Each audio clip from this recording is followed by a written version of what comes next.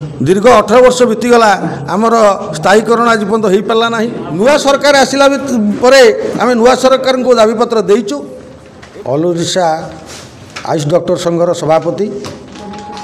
2006-07 मसीह आम जातीय स्वास्थ्य मिशन अधीन राज्यर विभिन्न प्राथमिक स्वास्थ्य केन्द्र एवं गोष्ठी स्वास्थ्य केन्द्र रे बहुत स्वल्प दरमारे चतुर्थ श्रेणी कर्मचारी ठारू मध्य कम दरमा पाई दीर्घ 18 वर्ष है आम ग्रामांचल स्वास्थ्य सेवा जोगाई आसुचु। कोविड महामारी समय आम एवं आम निज परिवार को मध्य जलांजलि देई आम लोकों स्वास्थ्य प्रति बा समाजर स्वास्थ्य प्रति एवं सरकार को प्रति अनुगत्य देखाई आम सुचारू रूपे कार्य संपादन करूँ। सबू जेकोसी दायित्व जेबे दि जाए ग्रामांचल स्वास्थ्य सेवा केवल आयुष डाक्तर मान ही चलई आसुंच किंतु विगत दिन मानक सरकार आमर जो गुड़िक मुख्य दाबी करा जायथिला विगत दिन रे जे आमको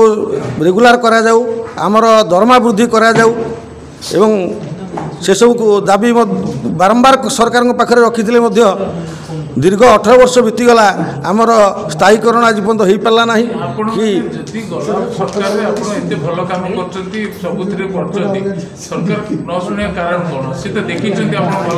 सरकार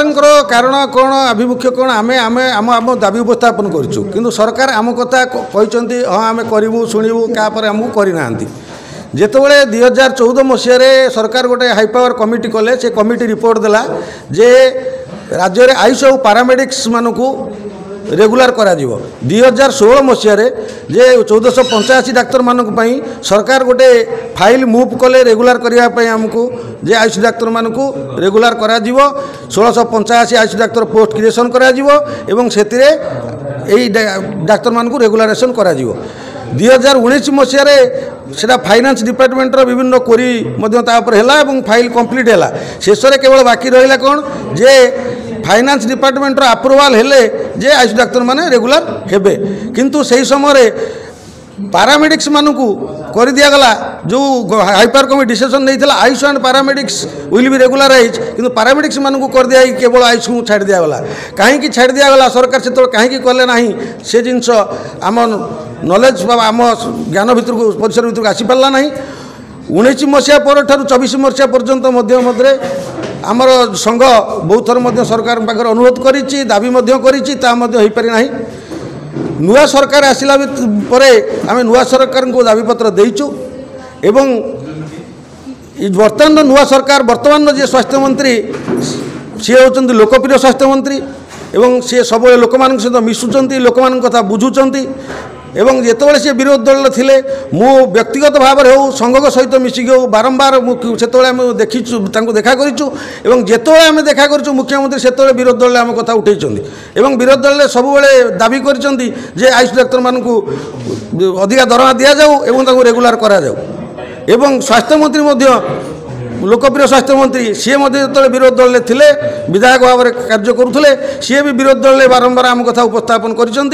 दाबी उपस्थापन कर दृढ़ दाबी करके आयुष डाक्तर मानक रेगुलेशन करा जाऊ। बर्तमान जो नुआ सरकार आसिले आम दाबी विभिन्न समय जन आसीचु सी भी आम सहित आलोचन अच्छा कहते जे आमको समय दिंतु आम आपण दाबी शुणु एवं आपण करूँ समस्यार समाधान करूँ जेहेतु समय लगुच आम पिला व्यतिव्यस्त हो पड़ुंट 18 वर्ष हो गला 18 वर्ष गोटे कारादंड भी पार गला 14 वर्ष गोटे कारादंड सी भी पार जाइए बनवास दंड है 14 वर्ष ये 18 वर्ष हो गला तेणु पिला धैर्य धरी पारना तेणु बाध्य होगी आमर संघ तरफ निष्पत्ति जे आम जदि राजरास्तार जाकि लोअर पीएमजी रे बसवा शांतिपूर्ण भाव में धारणा देवा सरकार को निवेदन करवा ताहले वर्तमान जो लोकप्रिय मुख्यमंत्री व लोकप्रिय स्वास्थ्य मंत्री अच्छा से निश्चित खूब शीघ्र आम दाबी को समाधान करने व्यवस्था करेंगे। आम केते दिन बसबू तो निष्पत्ति करूँ बसवाई निष्पत्ति नहीं सरकार जिते शीघ्र सरकार आमर जिते शीघ्र दाबी समाधान करदे से शीघ्र आम धारणा उठू कि शांतिपूर्ण भाव में दाबी नपण धारणा